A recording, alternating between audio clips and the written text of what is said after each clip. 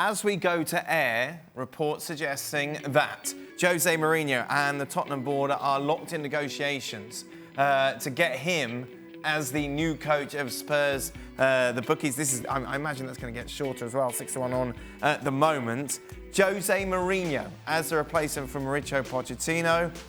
It's funny because we talked about this in the last couple of months, haven't we? And all of you gone, no. Well, but it could be yes. It actually could be yes, because I think Levy has courted them a little bit before. And but here's the problem. Here's the big problem why I think it's just a no-no, is because he's jumped out of... it's gone from the frying pan to the fire here, because he was at Man United, and even though they had the money, he couldn't get Woodward to spend enough of it on the right players. And so Mourinho's frustration was, I can't reel in Manchester City and Liverpool unless you give me the funds. Well, guess what? The one criticism of Tottenham, period, has been they won't spend the funds to match the real big boys. But Mourinho will know that going in, won't he? So what's the point? Well, maybe Mourinho will go in there and say, look, I think maybe Jose Mourinho will go in there and go, hey, it's a new me, no complaining, and I'm going to work with what I've got. No chance. Not happening. Not happening. I can't think of one reason why he would work. But he's a winner, isn't he? Isn't that what Spurs are desperate for? And the one team that are not a winner is Spurs. That's been proven. Someone who could deliver. It's the one criticism we have of them. And I suppose if you're going to make an argument for Mourinho, you know wherever he's been, he's won. Right, I'll tell you what. But you know wherever he's been, he spent money on winning those trophies. So if he goes somewhere that's not going to spend money on winning trophies, they're not going to win trophies regardless of what the name is on the back of the coach's jersey. But I suppose maybe Spurs feel like they can take the risk.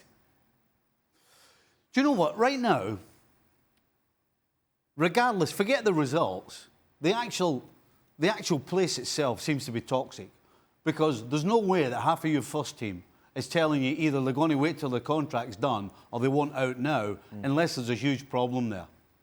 Now, the one thing that Mourinho has done in his last 2 or 3 clubs has caused chaos and resentment and problems. So how is somebody who has a reputation now for doing that, how is he going to make a toxic place any better? The other thing for me is, and yes, you're right. Wherever Mourinho has gone, he has won silverware. But at Manchester United, you look at what the silverware that he did win. Bragged about the Community Shield, which he qualified for finishing second in the league, didn't win that.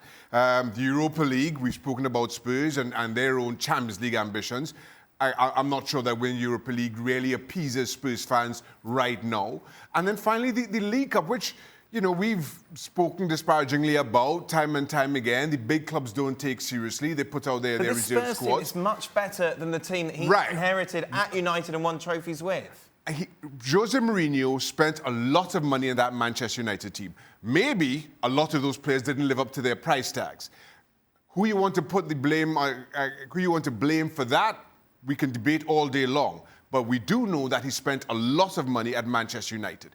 And the silverware that he delivered at Manchester United, as much as the argument may be that he delivers silverware, I don't think any of those 3 trophies, if you want to call them that, appeases Spurs fans. 18 months ago, when he was in the US, Mourinho with United for this ICC pre-season tournament, he was walking around like somebody told him he'd got 2 weeks to live. Yep.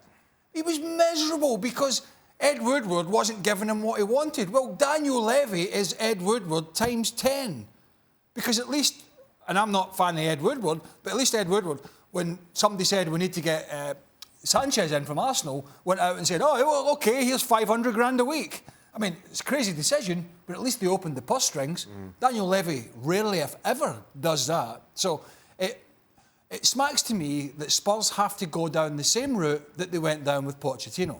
It's a younger manager that's been at smaller clubs, has worked their way, and is prepared to work, as Pochettino was when he first came in, is prepared to work within a budget framework where he knows what he's got. And to me, that looks like somebody like Leicester's Brendan Rodgers, which is unlikely, or Bournemouth's Eddie Howe. Right.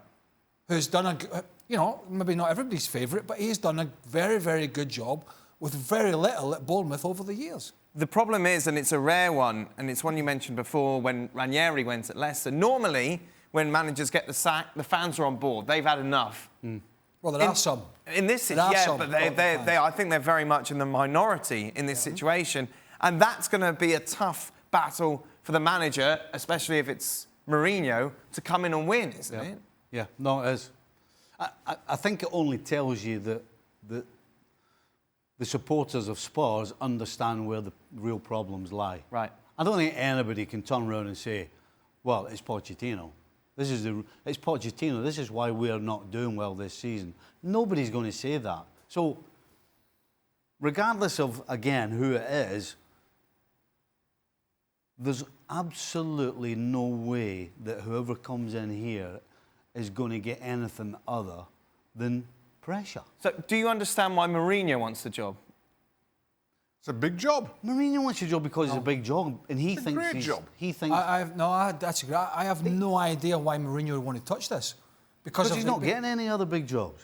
He's not getting any of the so-called, you know, the Bayern Munichs or the Real Madrids or the Barcelonas. And he's not getting that at club level. He's not getting this Tottenham side back to the Champions League final, and he's not going to challenge City and Liverpool nowhere near it. So I don't understand why he would want it. To that point, no, and I agree with Stevie here. I think Jose Mourinho sees this as his best opportunity if he wants to get back into club football. Now we can debate whether it's the right fit for Jose Mourinho or what we feel his future should be or what it holds. But I don't think there's another club in world football bigger than Tottenham Hotspurs that's going to come looking for Jose Mourinho.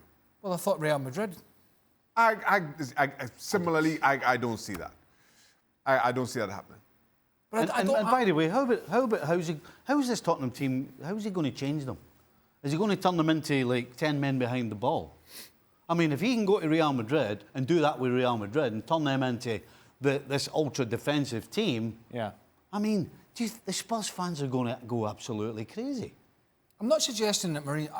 I still think he can go somewhere and be his old self if he doesn't go down the line of where he's been the last couple of clubs that Stevie mentioned, where he just fixes his bayonet, wants to fight the world on his own.